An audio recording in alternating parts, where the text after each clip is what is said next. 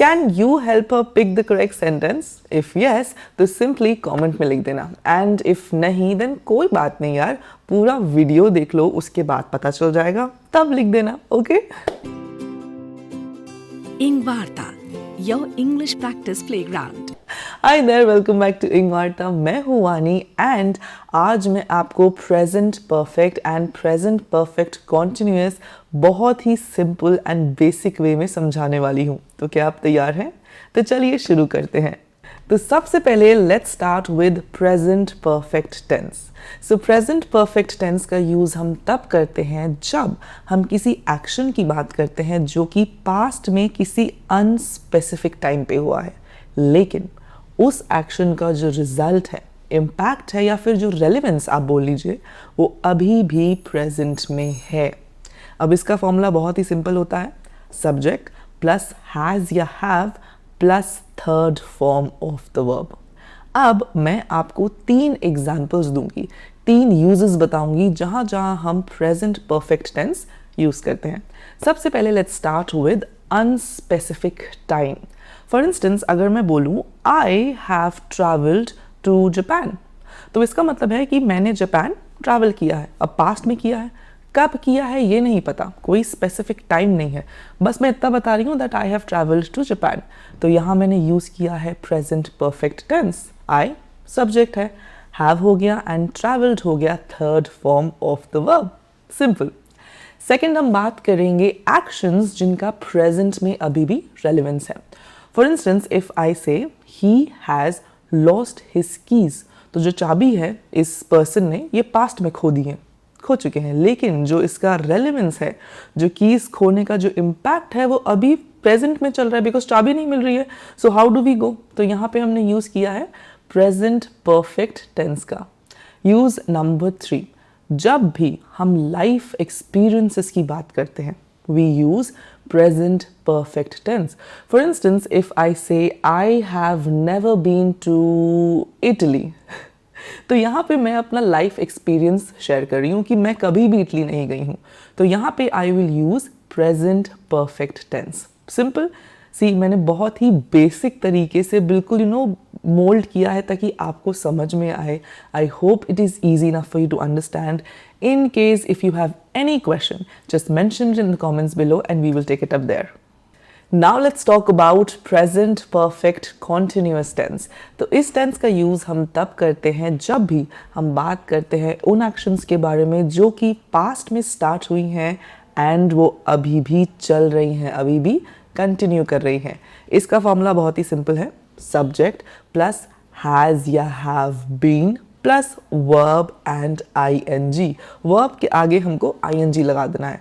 Supposing सिंग के आगे हमने ing लगा दिया तो सिंगिंग हो गया, dancing, eating, travelling, anything.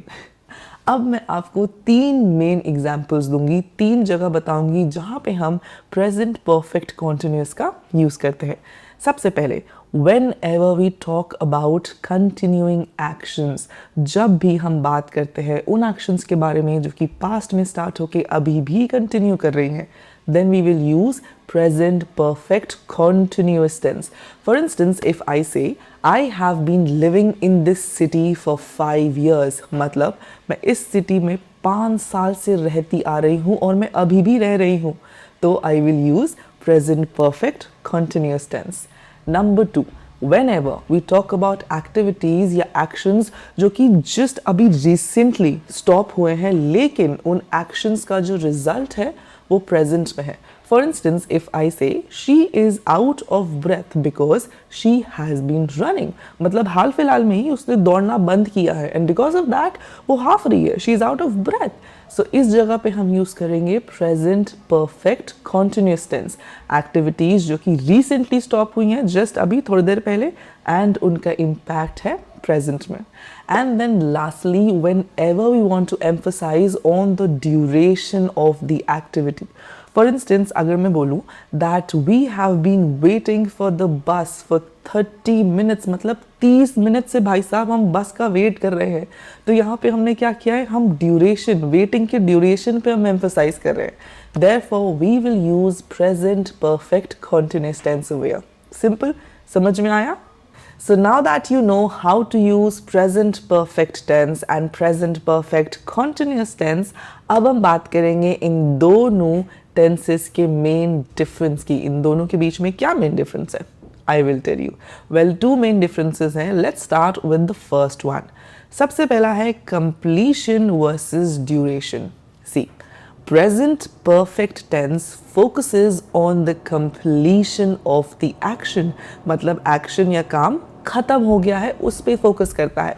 For instance if I say I have finished my homework, मैं अपना होमवर्क खत्म कर चुकी हूँ. यहाँ पे वर्क कंप्लीट हो गया है, डन हो गया है, तो यहाँ पे हमने यूज़ किया है present perfect tense. On the other hand, present perfect continuous tense focuses on the duration of the action. How long has the action been happening? मतलब कितना टाइम से वो एक्शन हो रहा है. For instance if I say I have been doing my homework for 2 hours, मैं 2 घंटे से अपना होमवर्क कर रही हूँ एंड अभी भी कर रही हूँ. The action is still going on. तो यहाँ पे हमने यूज़ किया है प्रेजेंट परफेक्ट कॉन्टिन्यूस टेंस क्योंकि फोकस है ड्यूरेशन ऑफ द एक्शन पे. समझ में आया? Difference number 2, result versus process.